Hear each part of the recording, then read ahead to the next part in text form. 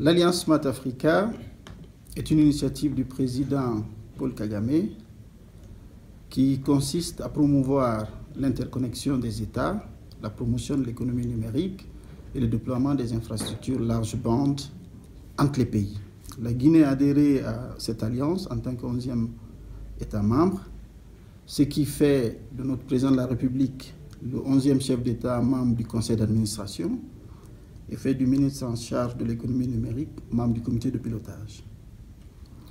L'objectif visé par Smart Africa, comme je le disais, est de promouvoir un marché dynamique, connecté au niveau du continent africain. C'est de faire en sorte qu'on puisse ensemble mutualiser nos ressources, mutualiser nos efforts, promouvoir le déploiement des infrastructures, le renforcement des capacités institutionnelles et humaines, et surtout, pour ce qui est du rôle central qui a été confié à la République de Guinée, l'interconnectivité terrestre entre les États africains à travers des connexions par fibre optique à large.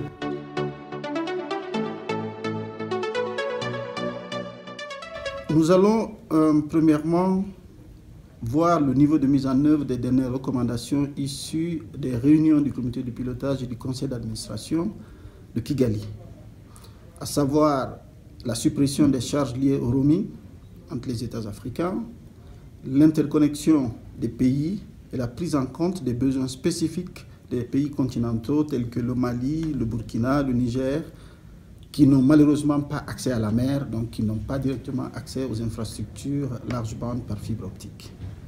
Nous allons également voir dans quelle mesure nous allons promouvoir les bourses d'excellence à l'échelle africaine, parce que si les investissements sont de plus en plus drainés vers le continent à travers l'écosystème des TIC, mais il y a une problématique majeure qui est celle relative aux ressources humaines. Donc, nous avons créé au sein de l'Alliance Smart Africa une composante essentielle qui est confiée à la République du Burkina pour qu'il y ait des bourses africaines qui seront octroyées à des jeunes Africains afin qu'ils soient spécialisés dans le domaine des technologies de l'information et de l'économie.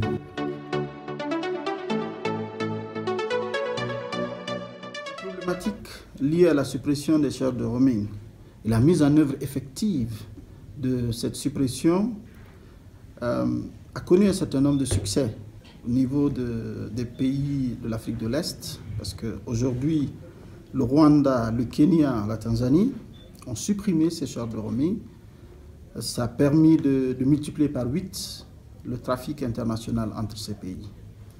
Parce que quand vous supprimez les charges, la conséquence directe, c'est l'augmentation du trafic. Et quand le trafic augmente, les revenus des investisseurs augmentent et parallèlement, les taxes dues à l'État augmentent. Et au niveau de la CEDEAO, nous, ministres en charge des télécommunications, sommes rencontrés pour discuter du mécanisme de mise en œuvre de cette suppression des charges liées au roaming. Nous avons signé des accords avec la République du Mali, la Sierra Leone. Nous sommes en discussion avec le Sénégal, la Côte d'Ivoire. Et au niveau de la CEDEAO, il y a un accord qui a été validé, a été signé avec l'ensemble des pays membres, plus la Mauritanie, pour faire en sorte qu'à la fin du mois de mars, on commence à supprimer progressivement les barrières liées à ces charges supplémentaires que d'autres appellent charges superflues.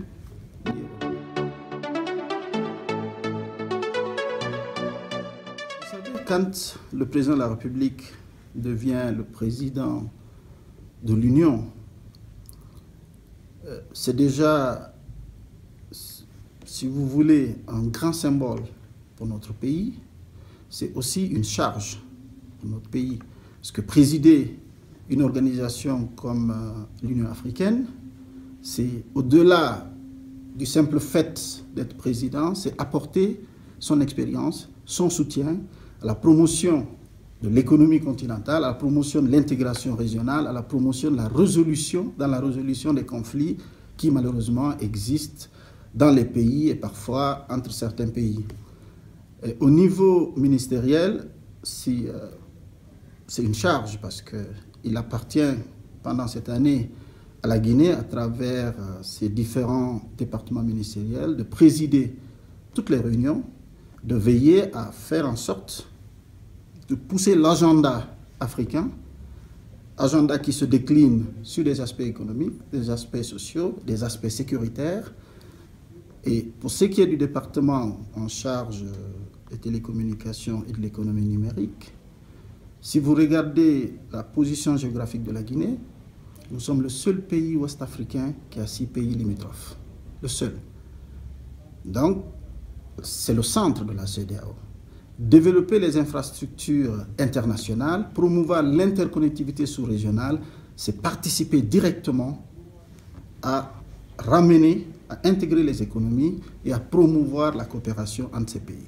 Au-delà de la CEDEAO, parce qu'on va cette fois-ci au-delà de la CEDEAO, c'est faire en sorte que toutes les initiatives qui ont marché au niveau d'une communauté économique régionale puissent être dupliquées en tenant compte des spécificités des autres CER. Donc, nous sommes dans un secteur très dynamique, très compétitif, où les choses vont très rapidement, fort heureusement. Nous ferons en sorte que cette nouvelle forme d'économie, qui est l'économie numérique, soit porteuse de croissance, porteuse pour qu'elle puisse faciliter l'intégration et le rapprochement des peuples.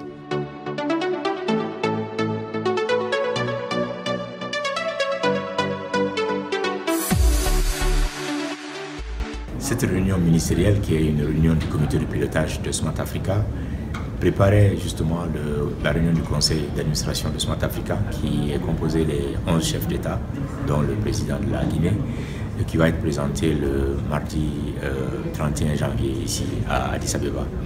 Cette réunion prévoit justement d'analyser tous les acquis et les réalisations du secrétariat de Smart Africa depuis sa création en janvier 2016 jusqu'à aujourd'hui, et puis le plan d'action de l'année 2017. Et ça nous a permis aussi de peaufiner les stratégies de développement, que ce soit dans l'infrastructure, le développement du contenu, les applications et les services, ou la formation, et aussi les stratégies de financement qui nous permettront de pouvoir nous mettre tous ensemble, avoir des programmes de grande envergure. Comme vous le savez, Smart Africa ambitionne d'attirer jusqu'à 300 milliards de dollars d'investissement dans les 10 prochaines années. Nous voulons nous projeter au cours de 2017 de pouvoir attirer au moins 2 milliards de dollars pour pouvoir commencer à investir dans les pays, dans tous les programmes de technologie de l'information et de la communication. Je vais vous dire aussi qu'un autre point très important, c'est que la Guinée a comme charge au sein de Smart Africa, comme projet pilote, c'est l'interconnectivité africaine. Donc tous les grands projets de fibre optique ou de satellites sont d'une très grande importance. Ils seront sous l'égide de la Guinée. Et nous avons vu aujourd'hui des présentations de Econet et puis d'autres membres qui ont des programmes dans ce cadre-là de très grande envergure.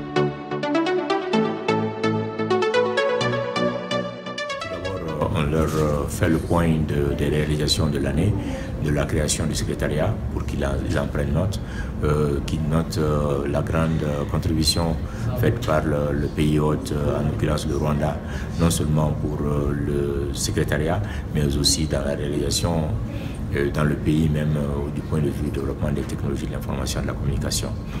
Nous avons aussi le secteur privé qui a été vraiment très prédominant dans la mise en place du secrétariat. Vous savez que nous avons 4 membres du secteur privé qui, à eux seuls, investissent près d'1 million de dollars dans l'organisation annuellement, comme contribution annuelle.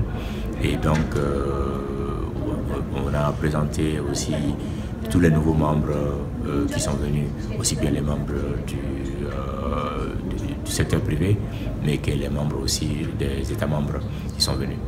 Nous avons commencé, il y avait 7 pays fondateurs de l'organisation. Aujourd'hui, nous en avons 17. avec une masse totale de population de l'ordre de 360 millions d'habitants. Donc ce qui fait déjà une masse critique que nous avons d'une population qui peut être positionnée comme un marché attractif suffisamment grand pour pouvoir attirer l'industrie de manufacturing, la fabrication, parce que Smart Africa ambitionne de connecter tout le continent africain avec 1 milliard d'habitants. Si nous voulons connecter 1 milliard d'habitants, ça veut dire que nous aurons besoin d'1 milliard de smartphones, 1 milliard de tablettes, 1 milliard d'ordinateurs portables. Évidemment, nous ne voulons pas que nous soyons des importateurs de tout cela. Et nous voulons faire partie de la chaîne de fabrication, de la chaîne de montage, de la chaîne de conception de ces équipements-là. Il est temps pour l'Afrique de se positionner afin que nous puissions créer des opportunités d'emploi pour nos jeunes, créer aussi la possibilité pour utiliser l'innovativité que nous avons. Les jeunes qui sont très innovatifs peuvent créer de nouveaux services, de nouvelles applications et inventer de nouvelles choses qui pourront contribuer au développement du monde entier. Dans le domaine des technologies de l'information et de la communication, nous sommes très conscients du fait que le seul moteur dont on a besoin, c'est le cerveau humain, et c'est une ressource naturelle que nous avons déjà dans tous les pays. Et donc, il s'agit pour nous de bien former ces cerveaux-là et puis de mettre en place une stratégie, une politique de développement qui pourra permettre à ces synergies-là de travailler ensemble. 53 pays pris individuellement sont des marchés trop petits pour attirer l'industrie, pour faire des choses à grande échelle, mais si nous venons ensemble, la stratégie nous permettra de pouvoir produire à grande échelle. Et c'est ça toute la politique derrière la création de Smart Africa. Et c'est ça la vision de nos chefs d'État aujourd'hui, qui veulent donner la force à nos jeunes, qui veulent créer des emplois, qui veulent que les technologies de l'information et de la communication soient utilisées comme outils pour développer tous les autres secteurs. Nous parlons aujourd'hui du développement durable, et cela ne se fera sans les technologies de l'information et de la communication, que ce soit dans l'éducation sans le e-éducation, que ce soit dans la santé sans le e-santé, ou bien le commerce et e-commerce ou le e-gouvernement. Tous les secteurs auront besoin des technologies de l'information et de la communication pour se développer. Et donc, nous voulons que cet outil-là soit maîtrisé, mais à une très grande échelle dans le continent, et servir non seulement d'outil pour les autres secteurs, mais être une industrie à elle-même pour pouvoir se développer et créer des nouvelles sources d'emploi.